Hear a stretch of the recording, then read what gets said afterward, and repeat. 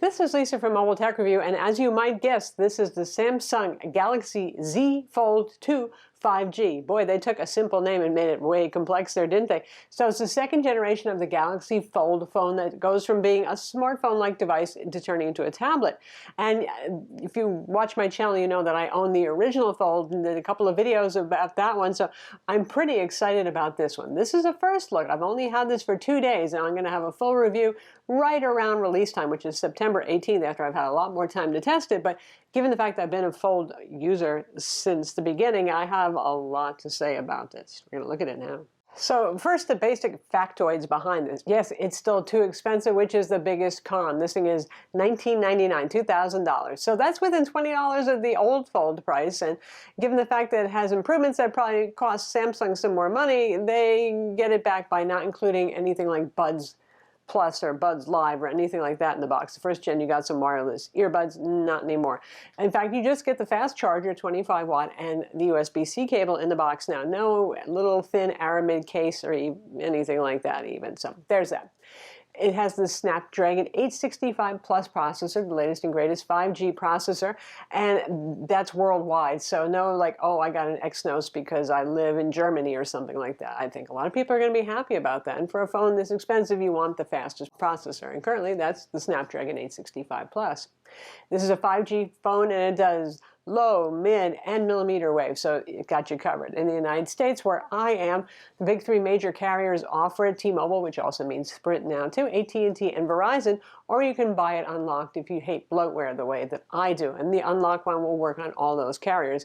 In fact, I'm using it on T-Mobile right now, and I've tested it on AT&T as well, and 5G works, and voice over LTE, and Wi-Fi calling works on T-Mobile as well. I don't see any option for that on AT&T. Anyway, that's the basics right there.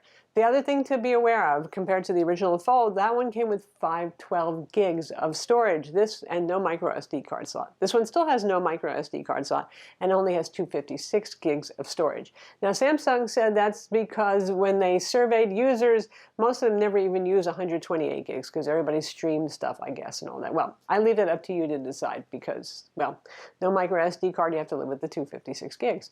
It has 12 gigs of RAM, which is capacious and is great.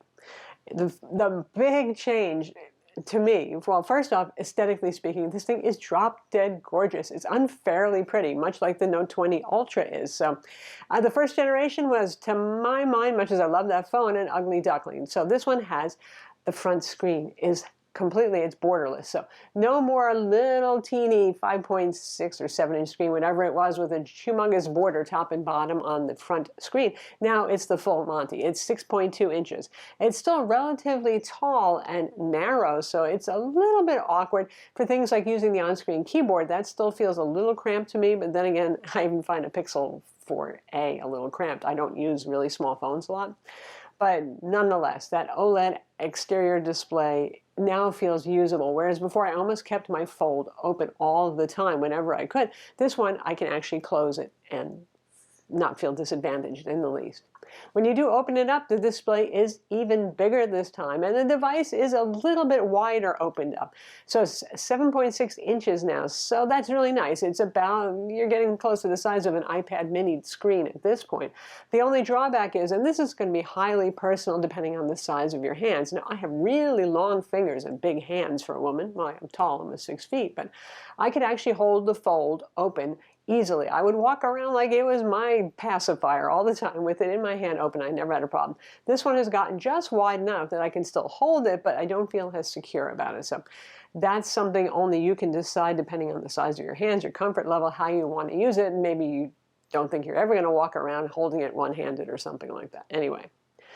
And it's using ultra-thin glass, just like the Galaxy Z Flip and Flip 5G. So they learned really fast in the year between the original Fold and this one, and a lot of what we saw in the Z Flip has come over. So ultra-thin glass is one of those things. So yes, there's still a polymer layer on top, and in fact a screen protector too, with a slight matte sheen to it, which I like, cuts glare. But anyway, it feels more like glass, and it looks less wavy, kind of ripply, the way the original Fold did.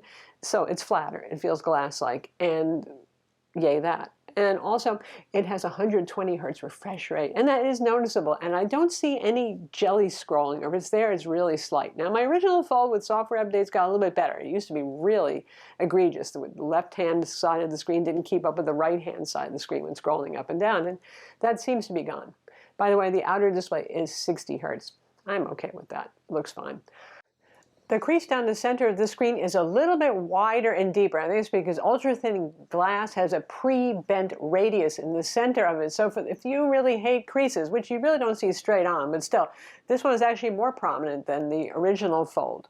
So that's the basics. That's what you need to know. So gorgeous looking design, a front screen that is pretty much what everybody wanted. And also inside, the big raised plastic bezels around the edge of the screen that protected it and held the top layer in place so nobody tried to peel it off anymore. That's gone too. So it looks really way more pretty and premium and not like a beta product. And the front cameras, or the inner cameras that are on the main inner display, no more big notch and camera cluster and all that sort of thing. You've got the usual O-hole kind of camera, a single camera, 10 megapixel, and there's also one on the outer screen, so you got a selfie camera either way. The only drawback is actually, with the original Fold, it's pretty easy to close it because there were the bezels to push onto and to close it. And with this one, because there's just about no bezels on the inner display, I always accidentally activate something on screen while I'm in the middle of closing it. We still have continuity here between the inner and the outer screen for most applications, so that's nice. Say you're reading something on the front screen and you decide you want the bigger view, just open up the phone, if it's the web browser or your email or something like that, and that works. We have the Z Flip's hinge too, which is a good thing. It's a very nice hinge, not just because it has the little dust cleaner thingy inside the little brushes, but because it opens at a variety of angles and stays there, much like a laptop hinge would. So it makes it more versatile. If you want to prop it up on the desk, kind of like laptop mode, and use the bottom section as a keyboard area, for example, or whatever it is. Or if you even want to prop it up upright with just the slightest bend so you can read, set it on the desk while you're eating your breakfast cereal, you know. It's nice. It's very nice. Samsung has the usual app pairings, like say you want to have YouTube on one side and the web browser on the right side, you get the idea. So there's multitasking here, and Samsung has been doing that for years, even in like on Note phones and on their tablets. But with screens even up to this size, I find I don't use it that much. I think this is one place where the Surface Duo and the two physical screens that are wider kind of make more sense to give you more room to spread out with each app on each side. But we'll see when I review the Surface Duo soon how I really feel about that phone.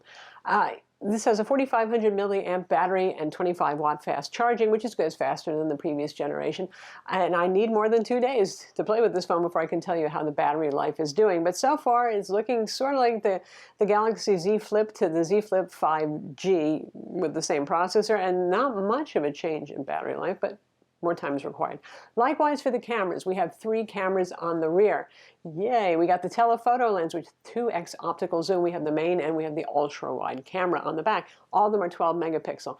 And yes, they are improved. And yes, it sticks out a little bit like the Note, so it makes it wobble on the desk a little bit, but not as big as the Note 20 Ultra's ginormous domino glued to the back kind of thing. But right now we're having monsoon season here for 3 days, so I've been able to take a lot of good pictures, except for low light, and low light is definitely improved. But look to my full review, which again will come before September 18th, so I can tell you more about the camera.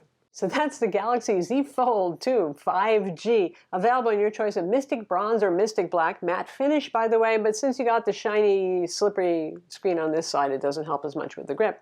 Yes, there are customizable hinge colors, gold, red, blue. It takes another 5 weeks waiting for that. But anyway, first impressions are it is everything that we asked for.